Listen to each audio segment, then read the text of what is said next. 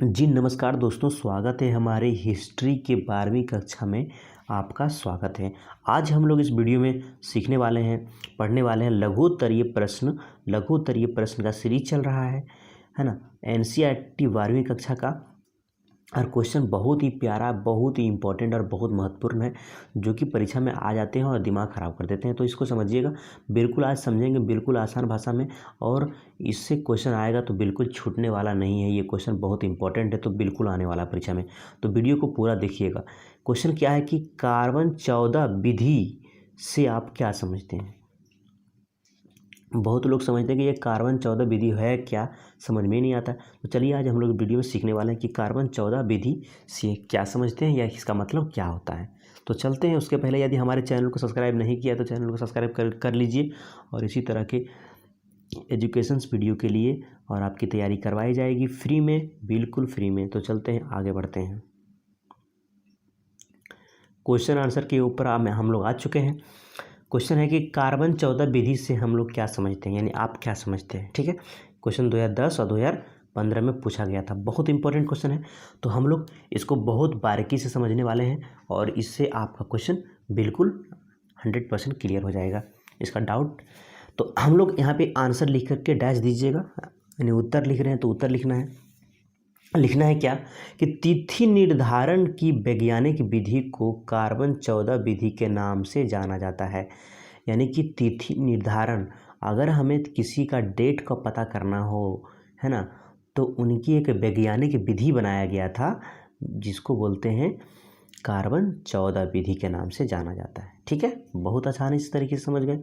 क्या बोला गया कि तिथि निर्धारण मतलब डेट को जानने के लिए, यानी तिथि को जानने के लिए कि किस डेट में हुआ, किस आपका कौन सा ईस्वी में घटना हुई, तो वो एक ऐसा वैज्ञानिक विधि बनाया था। इस विधि को कार्बन 14 विधि के नाम से जाना जाता है। वस्तुतः किसी भी जीवित वस्तु में कार्बन 12 और कार्बन 14 समान मात्रा में पाया जाता है। यानी कि मान लीजिए कि कोई भी वस्तु है, तो उसमें जीवित वस्तु जो होता है उसमें कार्बन 12 और कार्बन 14 समान मात्रा में पाया जाता है, यानी बराबर मात्रा में पाया जाता है। किसमें? जब कोई जीवित वस्तु है तो उसमें। ठीक है, आगे बढ़ते हैं। आगे क्या बोल रहा है कि मृत्यु की अवस्था में यदि कोई मर जाता है तो उस अवस्था में कार्बन 12 तो अस्थिर रहता है, किंतु कार्बन 14 निरंतर बल होने लगता है ना। अब इसका क्या मतलब हुआ, यहाँ पे तो बोल रहा था कि भाई अगर कोई जीवित वस्तु है तो कार्बन 12 और कार्बन 14 क्या होगा, समान रहेगा।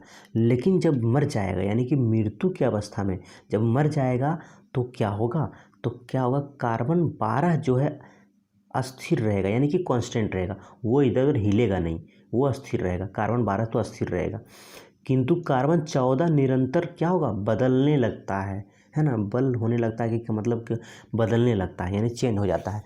तो अब क्या होगा, तो कार्बन का अर्ध आयुकाल, एक कार्बन का अर्ध आयुकाल होता है जिसको बोलते हैं हाफ लाइफ। हाफ लाइफ मतलब आधा लाइफ, जिससे आधा किसी भी आयु का आधा हो जाता है ना। तो कार्बन अर्ध आयुकाल 5568 में प्लस माइनस 90 वर्ष होता है ना। तो कार्बन का जो अर्ध आयुकाल होता है वो कितना होता है, ये क्वेश्चन अगर पूछा जाएगा आपसे तो बिल्कुल बता सकेंगे। क्या 5568 में आप प्लस कर लीजिए 90 वर्ष, या तो घटा लीजिए 90 वर्ष, उतना होता है कार्बन का अर्ध आयुकाल। कितना जी, कार्बन का अर्ध आयुकाल कितना होता है, 5568 में प्लस कर दीजिए 90, या तो घटा दीजिए 90 वर्ष, है ना, वो होता है कार्बन का अर्ध आयुकाल। आगे बढ़ते हैं। अर्थार्थ मतलब इसका अर्थ क्या हुआ, इतने वर्षों में उस पदार्थ में कार्बन 14 की मात्रा आधी रह जाती है। क्या रहती है, इतने वर्षों में, जितना वर्ष मैंने यहाँ पे इंक्लूड किया, जो बनाया जोड़ करके कार्बन के अर्ध आयुकाल में, उसमें क्या होता है कि 5568 में से 90 घटा दीजिए या जोड़ दीजिए, उतना वर्ष में क्या होता है कि उस पदार्थ की कार्बन 14 की मात्रा आधी रह जाती है ना। तो आधा रह जाता है, तो आधा आयु तो हम लोग पता कर लेंगे। इस प्रकार वस्तु की काल की गणना की जाती है। है ना। इससे हम लोग पता कर लेंगे क्या कि हमारा वस्तु का काल कितना था, उस वस्तु का समय क्या था, उससे हमें गणना हो जाएगा, यानी कि हम कैलकुलेट कर लेंगे। आगे बढ़ते हैं। जिस पदार्थ में, मतलब जो पदार्थ में कार्बन 14 की जितनी कम होगी, है ना, अगर जिस पदार्थ में कार्बन 14 की मात्रा जितनी कम होगी उतनी ही पुरानी मानी जाएगी, है ना। मतलब मान लीजिए कि अगर किसी हड़प्पा सभ्यता की अगर बारे में हम लोग जानकारी लेना चाहते हैं, तो अगर कार्बन की मात्रा निकलेगा उसमें, और अगर कार्बन की मात्रा कम मिलेगी, है ना, तो समझ लेंगे कि हड़प्पा सभ्यता बहुत ही पुरानी था।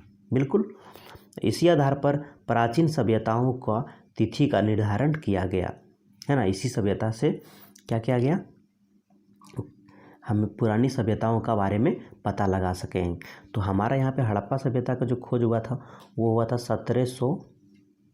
1750 से लेकर के, है ना, ये 1750 ईसा पूर्व से लेकर के इनको कहा गया था 2500, मतलब 2500 ईसा पूर्व के बीच में हुआ था। ये तो कार्बन 14 विधि के द्वारा पता लगाया गया था, है ना।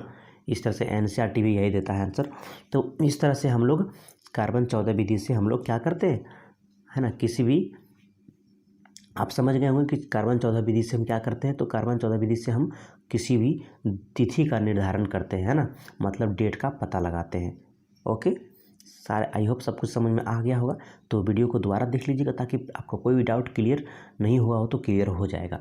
और अगर कोई कमेंट्स, कोई क्वेरी है तो आप बिल्कुल कमेंट में बिल्कुल जवाब दे सकते हैं। वीडियो कैसा लगा है तो वीडियो के लिए आप कमेंट बॉक्स में ज़रूर बताइएगा। वीडियो को लाइक करिएगा, चैनल को सब्सक्राइब करिएगा। धन्यवाद, आपका दिन शुभ हो।